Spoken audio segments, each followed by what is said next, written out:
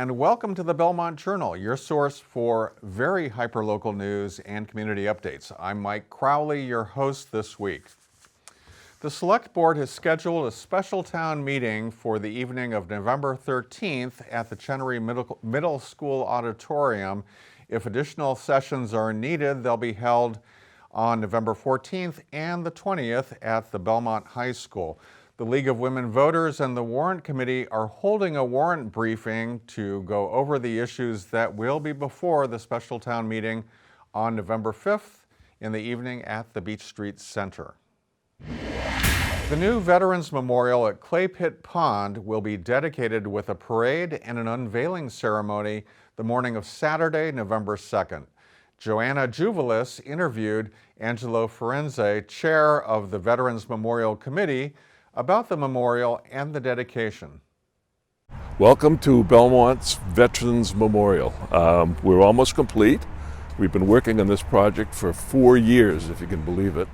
As you come into the memorial, the first thing you see is the little stone for Lieutenant General Robert Foley. We have 8 individual conflict stones. It starts with the Civil War, then the Spanish-American War, World War I, World War II, Korean War, Vietnamese War, and Southwest Asian, and then the War on Terror is the last stone. It is the memorial of all the people from Belmont that were killed during the wars. The dedication, if you will, to the whole memorial, where we say dedicated with gratitude to the Belmont few who sacrificed their lives for the freedom of all. And that's what it says around the end. We have the Belmont seal in the center, and then we have the Army, Marines, Navy, Air Force, and Coast Guard symbols. We have benches that we've put in here. This is a bench that we've commemorated the significant donation we got from the Belmont Savings Bank Foundation. They gave us $100,000, which was really helped us get going. We've raised close to $350,000 altogether, or maybe just over $350,000, including the $103,000 that we got from the CPA funds. The CPA funds were used to reconstruct the lower wall, to put these old paths back in, and to recondition the upper wall at the entrance up there. It's Belmont's history is down here, all in one place, and it's long overdue. And it's something I hope everybody's proud of, and next generations can come down here and learn about it, because the sacrifices that were given for them to be free, their names are on this stone over there. Welcome to This Week in the Belmontonian, and welcome back, Franklin Tucker, editor of the Belmontonian. How are you, Franklin? Just fine, thank you very much. So the town is rolling in free cash. Yes, it is. Well, we have first described what free cash is and how it's affecting town government. The first thing is that free cash, of course, is as you know, as a member of the Warrant Committee, a former member of the Warrant Committee. Well, so I'm the school committee's representative to the Warrant Committee. Free cash is basically what's ever left over from what you budgeted from the year before. It's takebacks, which is like if a department has saved money, let's say saved money on salaries, that would be sent back to the treasurer. It's also just good budgeting from the year before. You're saving money that way. So the money is made up of many things, and also collection, and we can talk a little bit about that too. Okay. But right now, the town has had an extraordinary amount of money coming back in free cash, which is about $8.1 million this year. And this is higher than perhaps than it's... The state average is basically between 3% and 5%, and that's what the state wants you to keep. Okay. Right now we're at about 6.25%.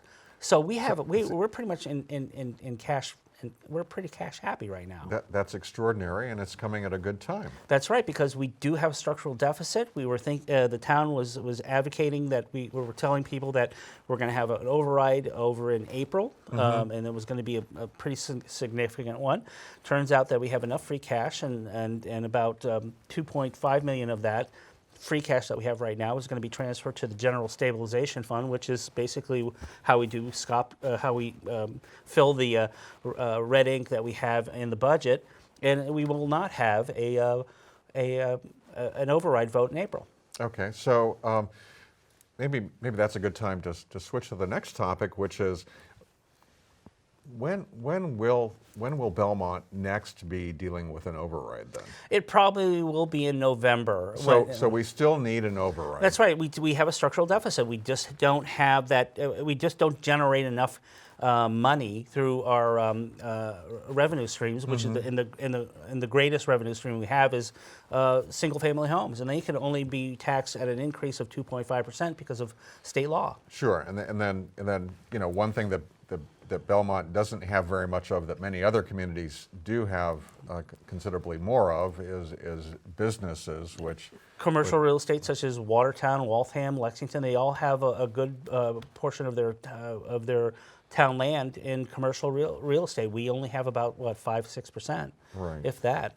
So we do periodically need overrides in order to spend at a level that exceeds the 2.5% limit that we have. And it has been decided now that the well, next it's not that it's officially decided. It's Okay. just that the money is going to be there. It's we're not going to be searching around for the money. That money has actually been located. Okay, so but probably by the time we hit November, we'll see another. We will be going through the second. We'll be going through the next fiscal years, the fiscal year 21, and we'll continue to have an almost increasing amount of a structural deficit. So we could be seeing another $2.5 million that we need, and that will require an override. Okay, well, so good news for now, and we'll talk to you next time, Franklin. Sounds great. Thank you very much. Okay, thank you. A new martial arts school has opened on Belmont Street. We were at the grand opening of Wu's Martial Arts School and talked with the owner and Sifu, Tim Lavalli. You're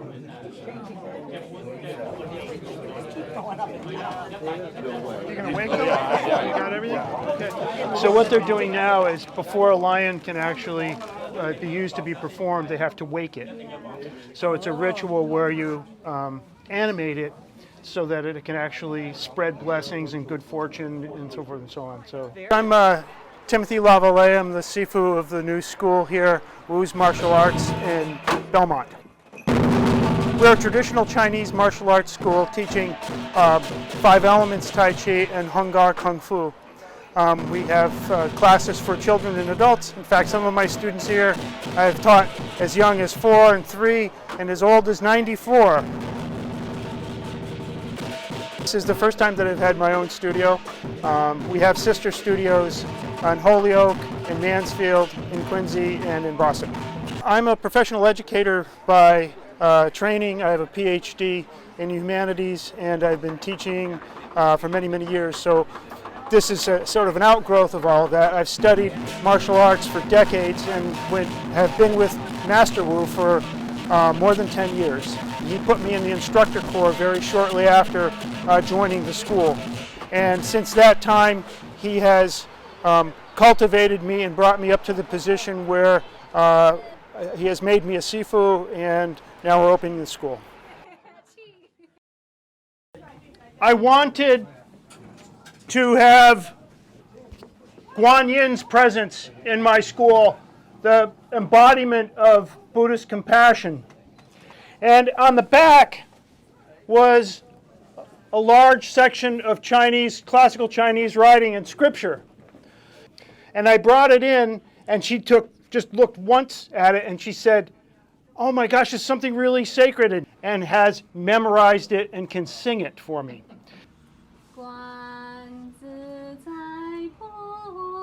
in order to do real Kung Fu, you have to have a good heart. And so there's an ethic about doing good in the world that grows out of the martial arts, and especially out of the Buddhist traditions that come out of China. You can contact me at www.woosmartialarts.com and check out the Facebook page and Instagram, woosmartialarts.com.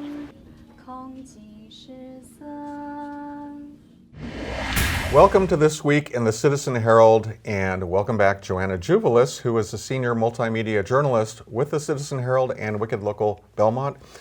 Hello, Joanna. How are you? I'm wonderful. How are you? I'm fine. So let's talk about calming the traffic in Belmont. What Yes, that's a very common thing to say these days, because as you know, there's a lot of cut-through traffic. We That's deal right. with it every morning and every evening with those rush hour commutes.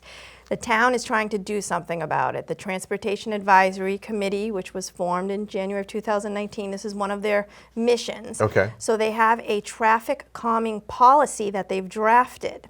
They've been working on this for months.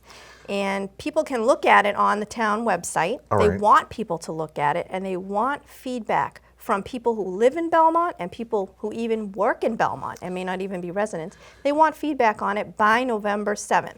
And in essence, this is a policy or plan for how the town is going to respond to. Yes, Okay. I'll tell you a little bit about it. Okay.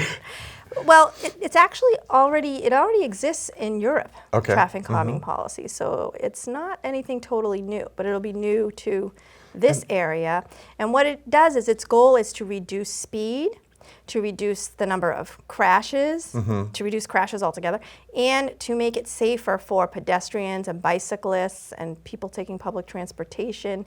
And the way they do that is not with stop signs and speed limits. There's a different method that they're doing. They are actually making roads narrower, adding bike lanes, adding roundabouts, maybe speed tables.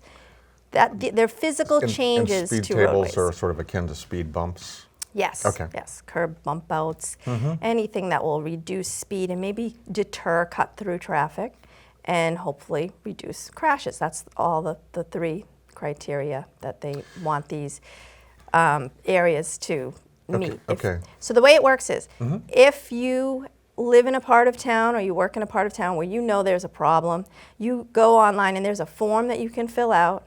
You need to get so many signatures on this form. You submit it to the town. The town will look at it and say, does this meet our criteria? Is speed an issue? Is cut-through volume an issue? And crashes. It has to meet those three criteria. Then it'll go to Glenn Clancy, the town engineer, who will look at it and say, he'll assess it, and then Okay. he'll come up with recommendations. And it's a public process throughout. Now, would I have to live on the street for which? Not necessarily. Okay. No, it could be somewhere where you drive every Because, day or and that's walk. interesting because we're all aware of particular streets in the town Right. that are a real challenge to get across, whether as in a vehicle or as a pedestrian or on a bike. And then it's a question of funding for these changes. Okay. That will also be, they'll have to prioritize. All right.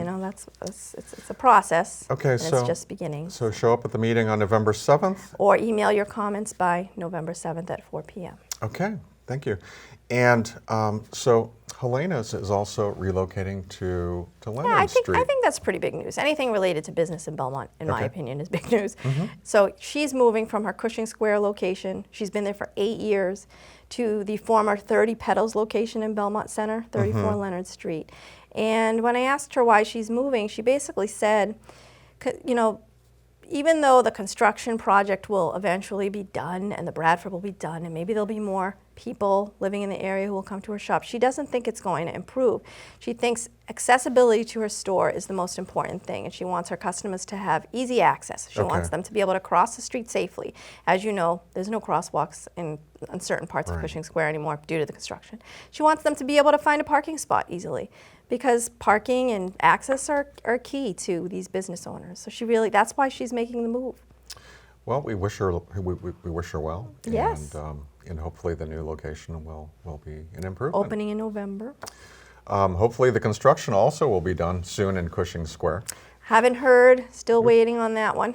All right. That's another Okay. topic. All right, thank you, For another Joanna. week. All right, we'll talk to you next time. Do we have a right to repair our digital devices, or are they consigned and destined to become part of the e-waste stream?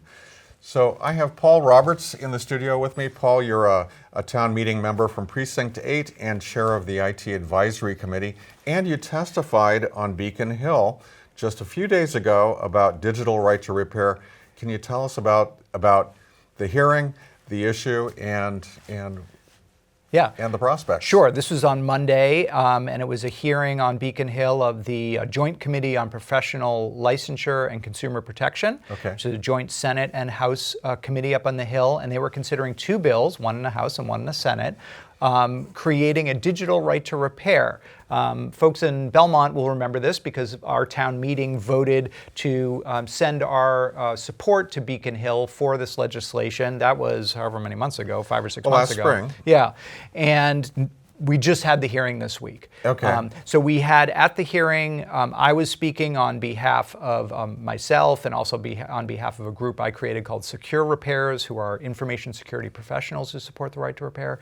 But there was a wide range of people testifying on the pro side, owners of mobile phone repair shops, consumers, people who work in the industry for companies who make replacement parts. The whole ecosystem. On the con side, you had industry lobbyists, CTIA, AHAM, the Association for Home Appliance Manufacturers, TechNet.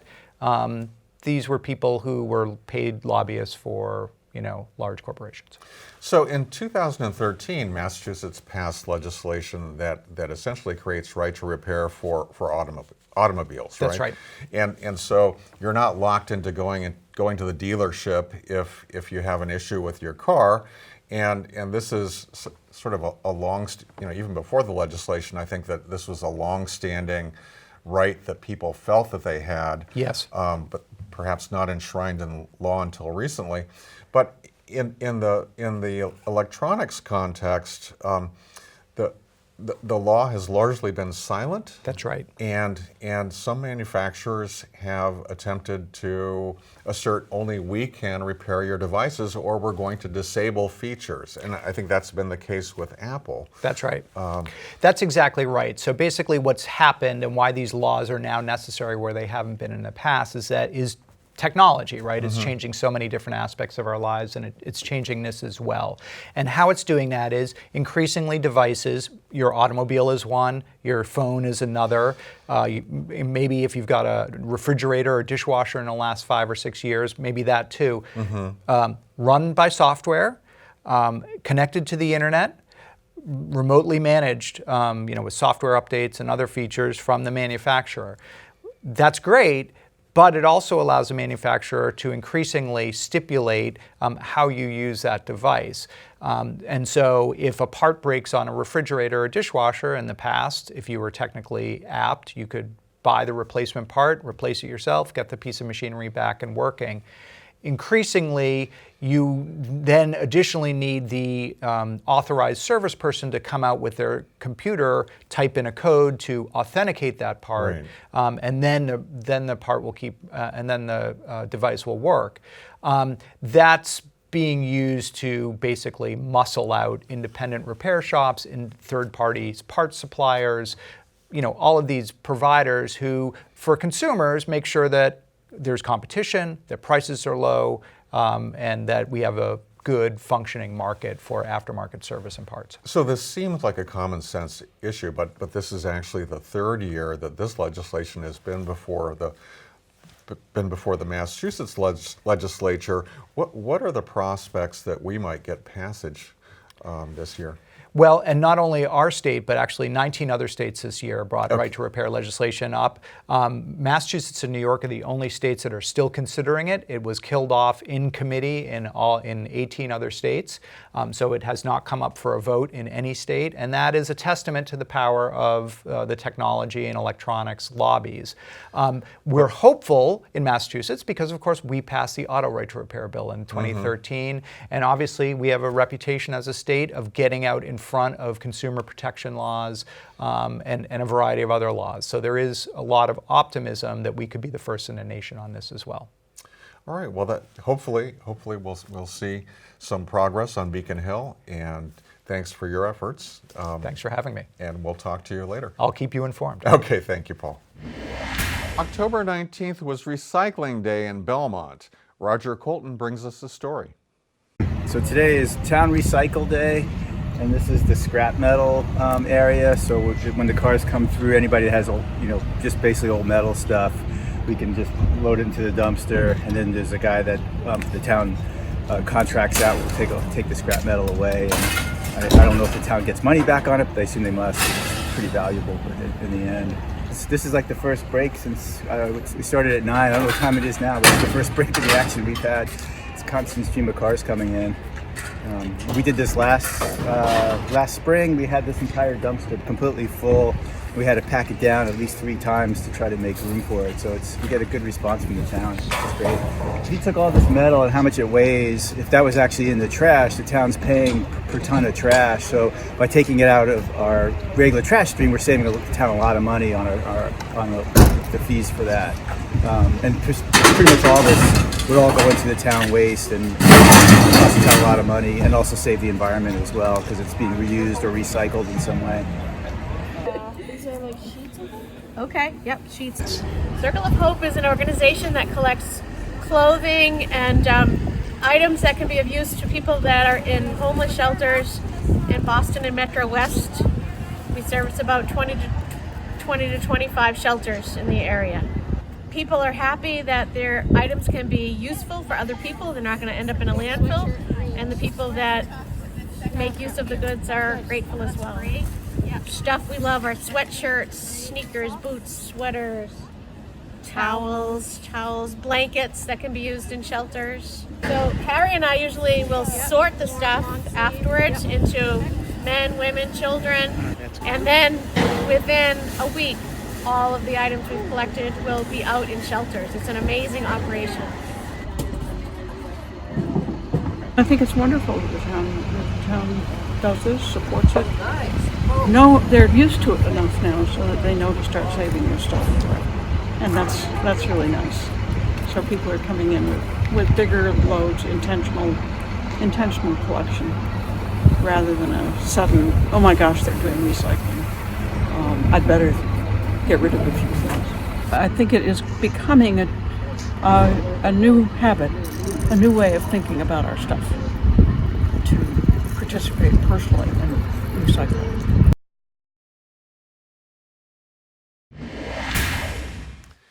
And now it's time for our community calendar with Jane Peters. Jane tells us all about what's happening in Belmont this week and what you can look forward to. Hi, I'm Jane, and this is your community calendar for next week.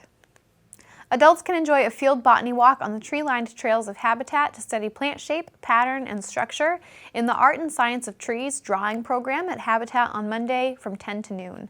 Explore leaves, fruit, and branches through pencil and paintbrush. Basic supplies will be provided. Register on massautobahn.org.